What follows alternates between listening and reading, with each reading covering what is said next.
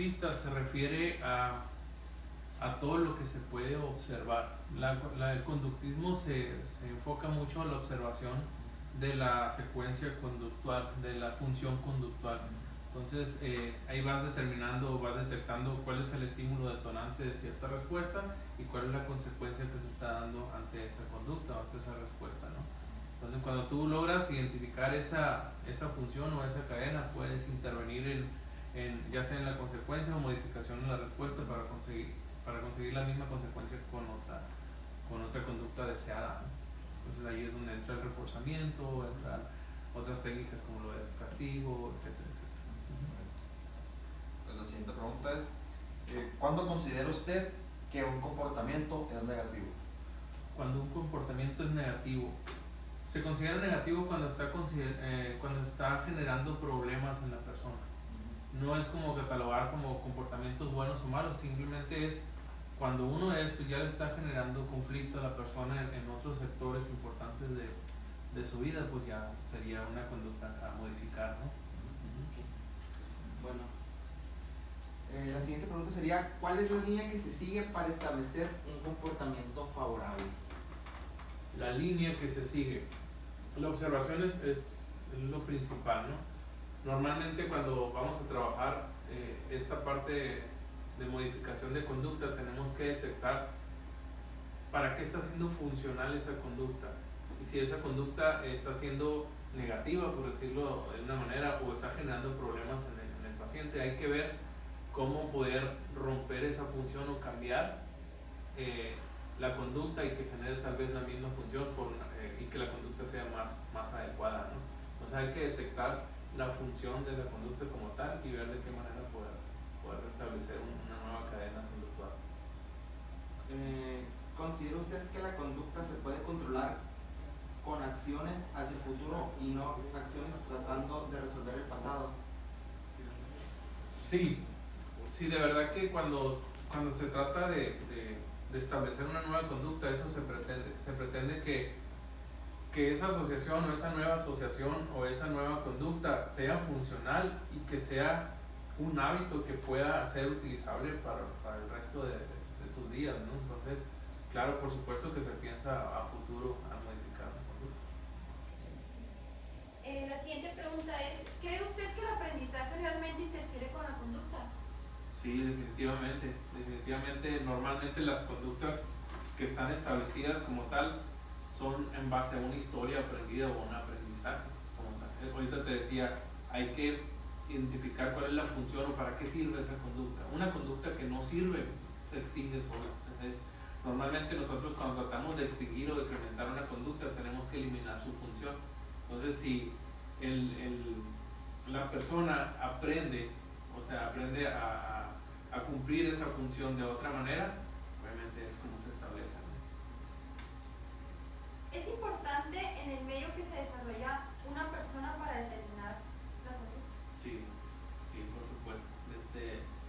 Dependiendo de qué estemos hablando también, ¿no? Pero sí, el contexto es el factor importante a analizar, ¿no? Cuando estamos hablando de la conducta. Sobre todo, voy a poner un ejemplo simple, ¿no? Si estamos hablando de un niño que hace berrinche, pues obviamente el contexto, en este caso sus papás o sus familiares, están favoreciendo a que ese berrinche o esa conducta sea funcional, que tenga un valor como tal, ¿no? Entonces tenemos que trabajar en modificar el contexto para poder modificar esa conducta. Yo quiero hacer una pregunta ya con base a esta respuesta. ¿Habrá un contexto o un ambiente en general que aumente una conducta? Por ejemplo, los padres o la escuela, ¿qué ambiente se deja llevar más una persona para establecer una conducta?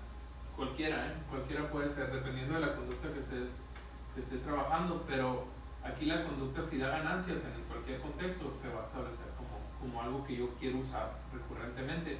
Y por ejemplo, si a mí me funciona algo aquí y después voy a otro contexto, voy a tratar de que también me funcione allá. Y si no, voy a ver de qué manera yo me comporto en el otro contexto para obtener ganancias igual, ¿no? Por eso a veces los niños se comportan de una manera con abuelos, de otra manera con papás, de otra manera en la escuela, porque cada niño se va a comportar conforme funcione en cada uno de esos contextos. Cuando se logra cambiar una conducta, ¿realmente se logra o solamente se prepara a la persona para que pueda reaccionar a esta manera? No, sí se logra. Obviamente logramos establecer nuevas funciones, logramos establecer nuevas dinámicas de ganancias, logramos establecer una manera diferente de conseguir quizá la misma consecuencia. Aquí la clave es que sea una constante que nos genere un hábito como tal y sí se establece como un cambio. ¿Qué personas serían importantes para participar en el mejoramiento de conducta de una persona?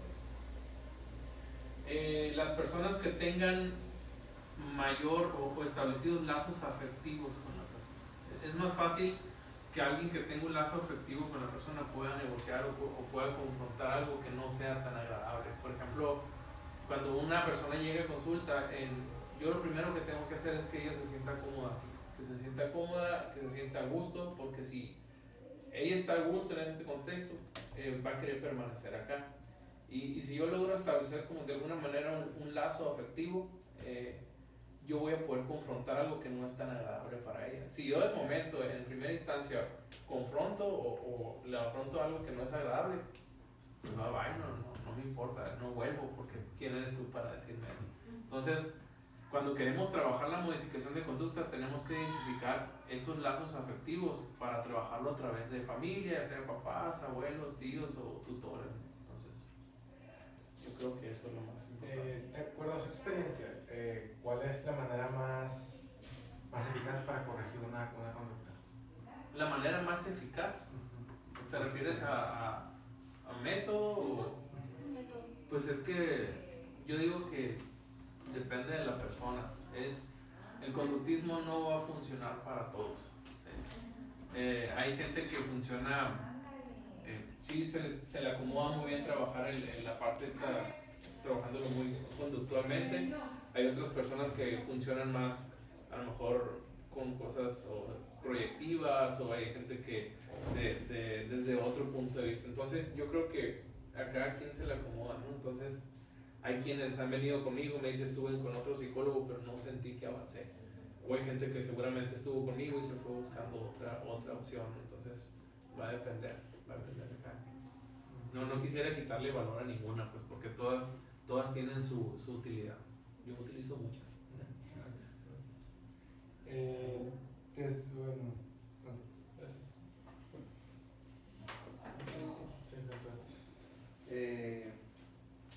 ¿Qué opina del tratamiento farmacológico combinado con la terapia conductista? Ok, yo creo que tenemos que saber hasta dónde nos corresponde, tenemos que aprender a delegar cuestiones que no nos competen, ¿no? Entonces, por más peleados que estemos o en desacuerdo que estemos a lo mejor con un médico o algo, no necesitamos, ¿no?, unos a otros. Yo aquí trabajo, por ejemplo, con un psiquiatra y hay cuestiones biológicas que yo no puedo controlar. Entonces, él me da las condiciones adecuadas para yo poder trabajar otras cosas, ¿no? Y tampoco él puede solucionar todo con un fármaco, porque estamos hablando aquí de función, como les decía ahorita. Entonces, si el paciente aprende a funcionar con un fármaco, pues ahí es cuando hay una dependencia. Entonces, el fármaco tiene que ser el que nos dé las condiciones para que el paciente aprenda a funcionar de manera conductual o haciendo modificaciones en su rutina, y así complementamos, ¿no? Entonces, yo estoy de acuerdo en que trabajemos en equipo. ¿Qué conductas inapropiadas considera que pueden provocar una patología? Inapropiadas, pues pueden ser varias. Aquí entra mucho la cuestión de asociación. Por ejemplo, hay que tener en cuenta que nuestro cerebro funciona de manera bioquímica. Entonces, cada reacción genera un proceso bioquímico, y obviamente ese proceso bioquímico va a generar sensaciones físicas. Entonces, cuando yo hago una asociación, a lo mejor entre sensación física, emoción y comportamiento, pues se puede establecer como una patología, ¿no? Como tal, tenemos casos de trabajo con gente que le da ataques de pánico, ¿sí? Gente a lo mejor que se empieza a poner nerviosa y empieza a sentir los síntomas, ¿no? Y ya cree que de verdad tiene una enfermedad como tal, ¿no? O los niños que hacen berrinche y en el berrinche a lo mejor vomitaron y hacen una asociación y después cada que se enojan vomitan. Entonces, depende de la función y la intensidad, se van generando patologías que tenemos que a veces recurrir a la parte médica, ¿no? Para que nos ayuden de alguna manera a minorar esos síntomas físicos y poder restablecer otra función, ¿no? Otra función en la conducta o en los síntomas. Serían todas las preguntas entonces.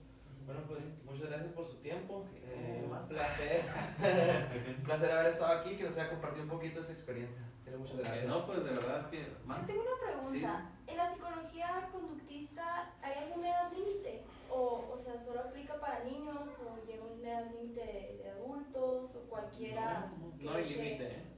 No hay límite. Aquí, como te digo, a fin de cuentas, uno va aprendiendo a utilizar ciertas conductas por cómo funcionan, y tal vez estoy repitiendo mucho lo mismo, ¿no? Pero de verdad que los niños aprenden porque ven que sus papás funcionan así, o los niños aprenden a hacer porque ven que esto tiene ganancias en alguna parte.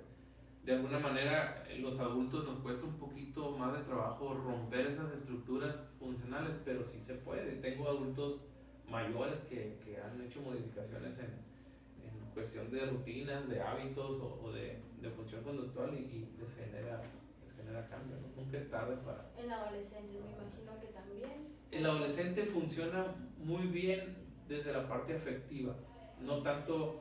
el adolescente no puedes hacer como que estás imponiendo algo, que tú le estás diciendo haz esto, es porque si es desafiante no lo va a hacer, ¿no? De alguna manera tienes que hacerlo consciente a él de qué es lo que quiere o hacia dónde va, y desde la parte afectiva puedes confrontar muchas cosas porque no dejan de ser niños que no quieren ser tratados como niños, pero tampoco quieren responsabilidades de adultos, ¿no? Entonces tienes que darles más, tienes que validarle mucho sus emociones y por ahí negociar con ellos. O sea, a mí me gusta mucho trabajar con adolescentes. ¿Algo más? Pues sería todo. Ajá. No, pues les agradezco que me hayan considerado para la entrevista. No, Espero gracias que a les haya ustedes por ayudado. permitirnos Un estar placer. aquí con ustedes. Pues no, un placer a usted que Muchas gracias. poderlos ayudar. Muchas gracias.